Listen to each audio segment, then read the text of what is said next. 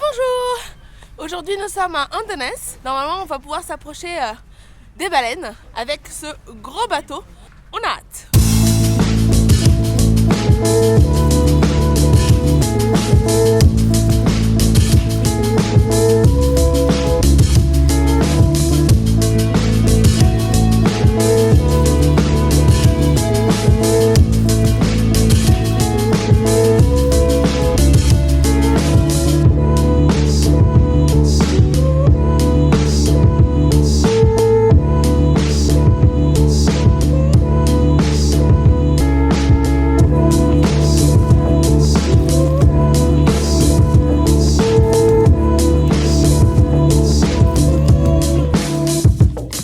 C'est vraiment impressionnant de pouvoir voir des baleines d'aussi près.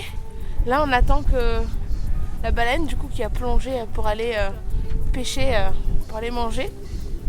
On attend qu'elle remonte pour pouvoir la voir à nouveau.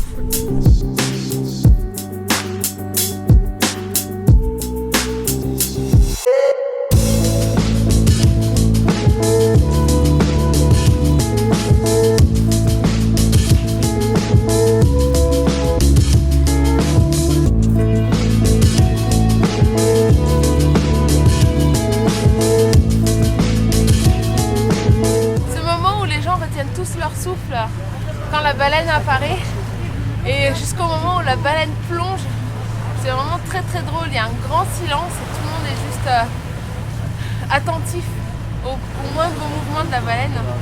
C'est vraiment génial parce que on a déjà vu des baleines au Groenland, en Islande notamment, mais on les avait jamais vues d'aussi proches. Là c'était des cachalots qui peuvent mesurer entre 15 et 17 mètres. Du coup c'est vraiment impressionnant.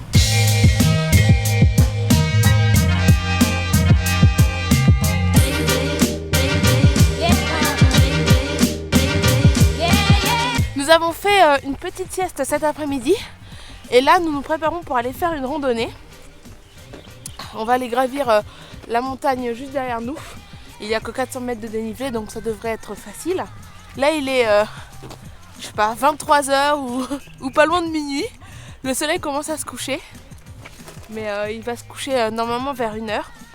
Et en fait il va pas vraiment se coucher, il va juste baisser un peu plus et il va directement remonter après. Donc on va avoir de la luminosité toute la nuit.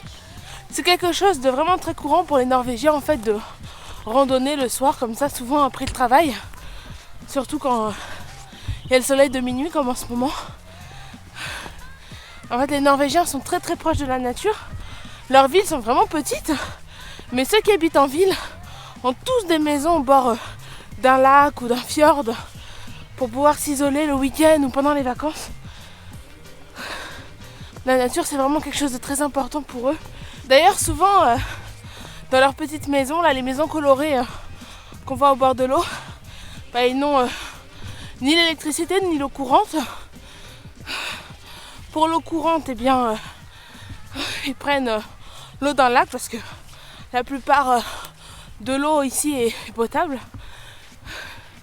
Et pour l'électricité, bah ils s'en passent en fait vu qu'ils sont en randonnée toute la journée et que le soir il fait pas nuit, ils n'ont pas besoin d'électricité.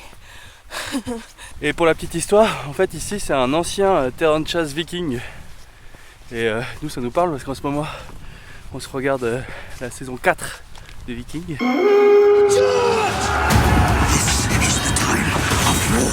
This is the time to hate. You forget, Lagertha. I am the queen.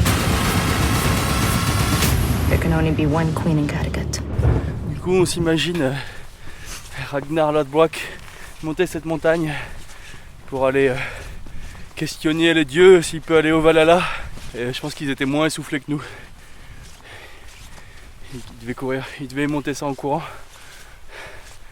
et arriver en haut et faire des pompes. Parce que bon c'était quand même des Vikings quoi.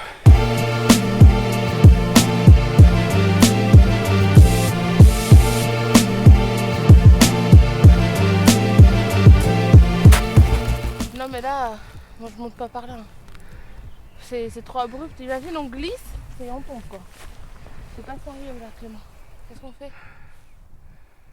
Mais parce que là c'est hyper. Non, il va pas. Non ça glisse, c'est verglacé, hein. C'est mort, c'est pas possible. Hein. On voit des Non, mais crampons à la c'est limite. mort, quoi. Ouais, non, là c'est pas possible. On va essayer de contourner ou quoi? Soit là, soit se taper toute cette descente là pour prendre la route qui va là et pas du tout aller à l'endroit où on veut aller. Punaise, on a monté tout ça pour rien! Oh non, quoi! Franchement, il y a quoi? Il y a 10 mètres! Oui, Regarde, on voit l'herbe au bout! on y était quoi. Mais non, mais si on fait doucement! Non, Non, mais sérieusement! non, Non, mais doucement! non. C'est de la glace, hein! En fait, Sous la neige, c'est de la glace! sous la neige qui est déjà verglacée, c'est de la glace comme sur une patinoire. Mais ce qui est bien, c'est qu'au lieu de se faire 400 mètres de dénivelé, on va s'en faire 800. Là, ça, Franchement, il y a 5 mètres de neige! ça commence à être de la vraie randonnée là, Claudia. Putain, c'était une petite balade de santé! C'était vraiment facile, quoi! On s'est dit, il est minuit, on va se faire une balade. Sur une idée brillante de Claudia, on essaye de faire un contournement sans redescendre. Elle m'a dit que c'était un chemin. Bah, je me suis peut-être trompée, hein! Personnellement, je vois tout sauf un chemin. À la limite, c'est là que des bêtes passent. Ouais, j'ai l'impression, enfin, c'était un peu comme un chemin au début de ça, quoi. Après, une fois qu'on aura passé le gros rocher là, Et au moins de neige, hein. il y a moyen de passer. C'est pas très dangereux en soi, C'est pas si abrupt. mais c'est pas non plus. C'est moins dangereux au niveau de la chute. En tout cas ici. Mais c'est pas non plus le chemin le plus approprié, quoi. Donc en fait là on a essayé de gagner allez, peut-être 3/4 d'heure en faisant pas le détour. Mais je pense qu'on va mettre 3/4 d'heure à passer par là tellement on le fait avec en faisant attention. Mais ça va là, on voit le bout du chemin. Claudia y est quasiment. On est quasiment au... Oh putain, la vue. Ah, c'est un truc de malade. Ah, c'est magnifique.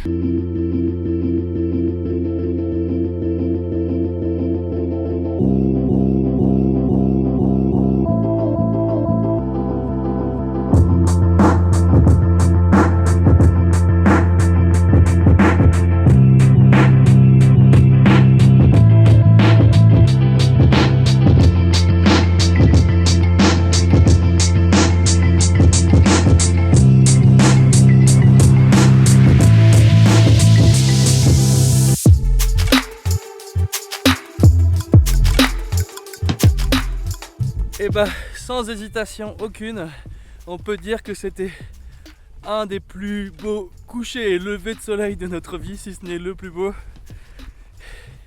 Et là on va redescendre doucement à la voiture parce qu'il est quand même 2 h du matin là, même si ça se voit pas. Et on va aller faire un mini sommeil avant de demain reprendre la voiture pour aller reprendre le bateau. On va reprendre Hurtigruten pour juste la journée, pour aller au Lofoten cette fois-ci, avec une petite surprise en chemin. Et bon bah on connaît pas les Lofoten pour l'instant, à part en photo. Mais on peut leur dire déjà au Lofoten, attention, il y a du level, hein. Va falloir muscler votre jeu parce que Vesteralen, ça nous a vraiment complètement époustouflé, que ce soit hier ou ce soir là. C'est vraiment des paysages de dingue. Et vraiment il n'y avait personne avec nous. C'était des paysages rien que pour nous. Et pour ça déjà c'était magique. Du coup on vous dit à demain.